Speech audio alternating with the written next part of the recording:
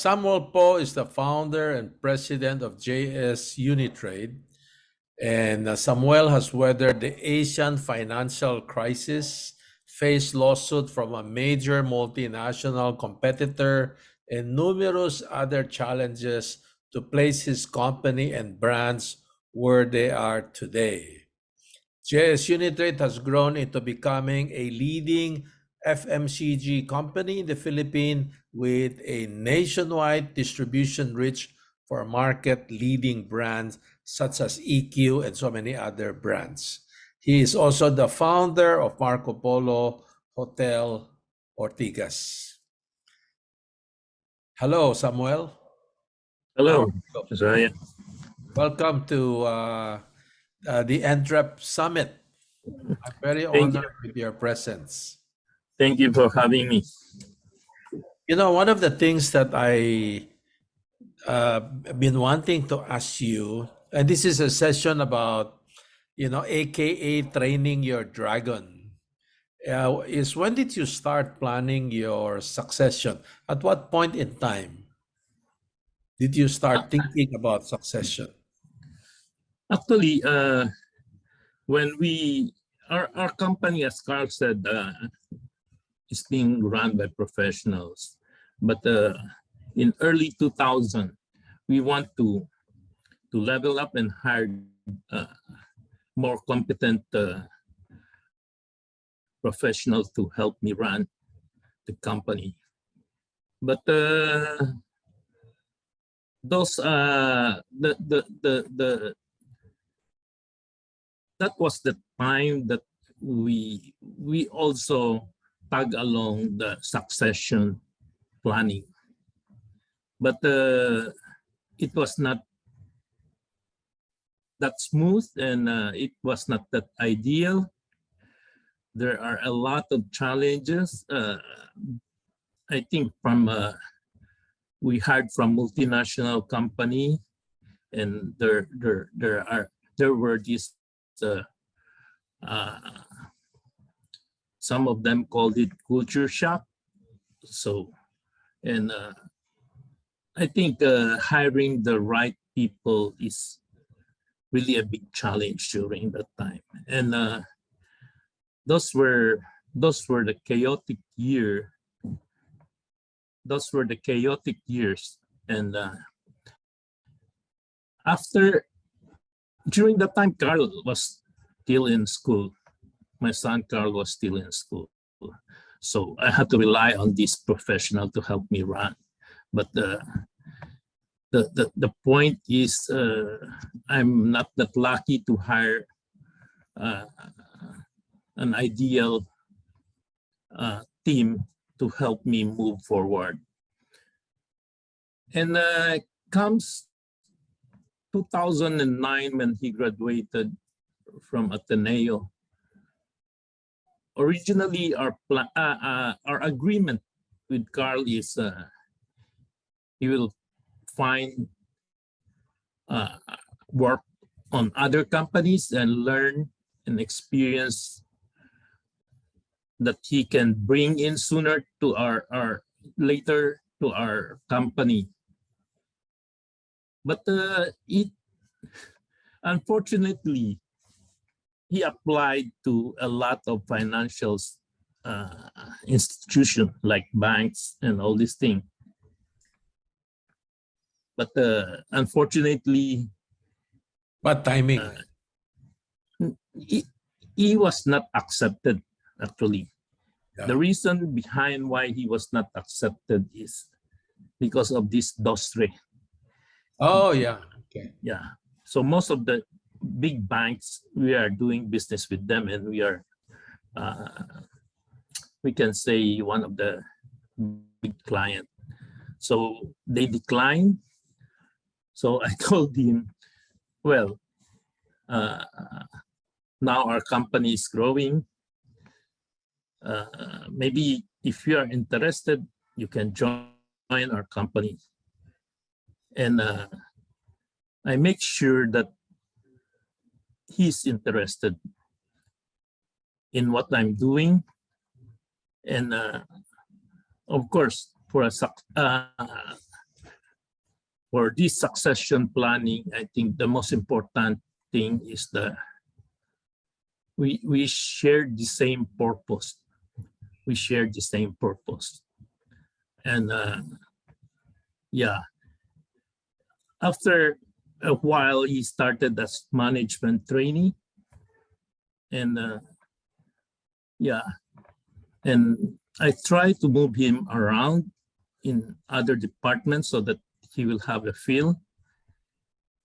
And subsequently, I said, okay, I'll take you in as a special assistant to the president. And I always tag along him on my business trip, be it domestic or international, be it to the our customer or to our suppliers or manufacturing partner, so that he can have the full knowledge from end to end. So those were 10 years of training him, and I shared some of the failures and some of the success story to him so that he will know and prepare when he assumed his post. Yeah, and thank you for sharing a big part. No, I sometimes feel the same way as what you said, Samuel. No, a father can be a disadvantage to our own children, and sometimes we said, well, our children are very good, but because of who we are and what we do, there is always a disadvantage to our children, no? And I thank you for the humility to admit that. You also said that there are some culture element, no? You were not able to hire the right people. Sometimes people come from a much bigger company and they have the wrong expectation, wanting you to change in their, and they don't want to change, no? And that's where the conflict is. And, and you said you need to have the same purpose, same value, same style. There's also a third element that you said, which is the training program was very informal, which is tagalong, really ethnographic. You get to observe, and then you learn. But I want to explore the second issue first in terms of challenges in succession planning. If we can just backtrack a little, other than the culture of people who are not fit in your company, they had different mindset, no? What other challenges did you experience in your quest for succession planning? Well, basically, yeah, the succession planning, as I've said, it's you should be aligned, the purpose fit, the value fit, and everything.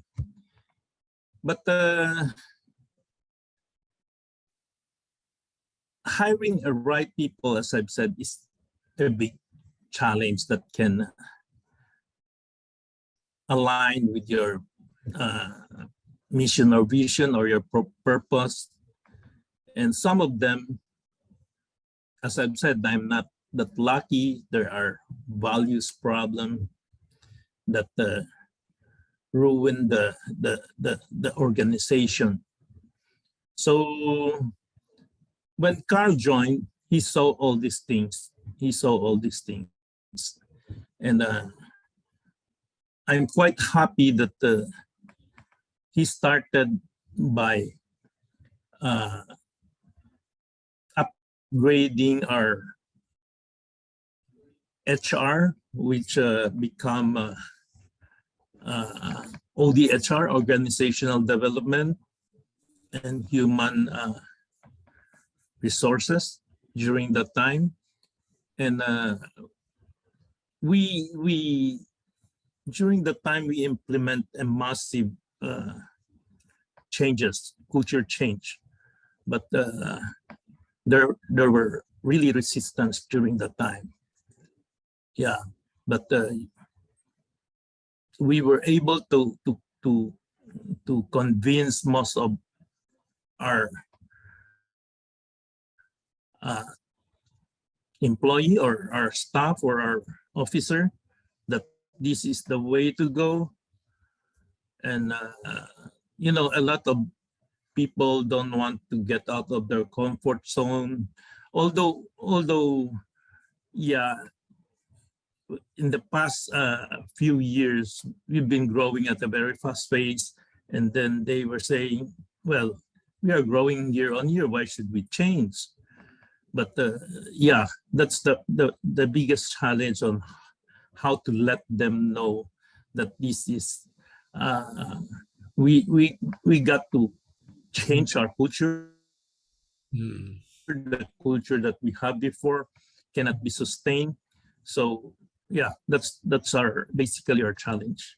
Yeah. In other words, you had the foresight that you want to go to a destination, but it's no longer aligned, no? Yeah. That's what I'm picking up. And the other thing that you mentioned is, Carl, you was tagging along in all your trips, and he was able to observe you, and you tell him insight and stories. So from your point of view, other than this, what are the other phases and methodologies in the development, training and development of your son, one day to be a successor? I think he is more mature than me, to be honest. And I think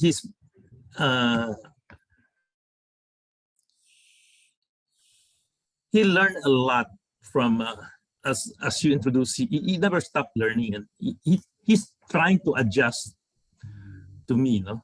And yeah, I just impart my experience on him, how to resolve some issues, how to solve some problem, where are the risk side, and yeah, he's such a good COO, to be honest. Yeah. I think what I'm learning from you is that the attitude of a person is so important. The maturity level of saying, okay, let me interpret what you're saying and what's between the lines, no? And he will have to adjust it, and if there are differences, he has to adjust, no? And one of the other things that you find important is he loves learning in the first place. And so, when with regards to training and development, it's you're lucky enough that he loves to learn, and he start looking for solutions, and having initiative is a wonderful plus factor, no? Without those qualities, it might be a lot more difficult, no? And I was talking to Carl a while ago, and he was mentioning, well, some people expect that a COO is actually playing games the whole day and just signing checks, no, and not doing any serious work, no.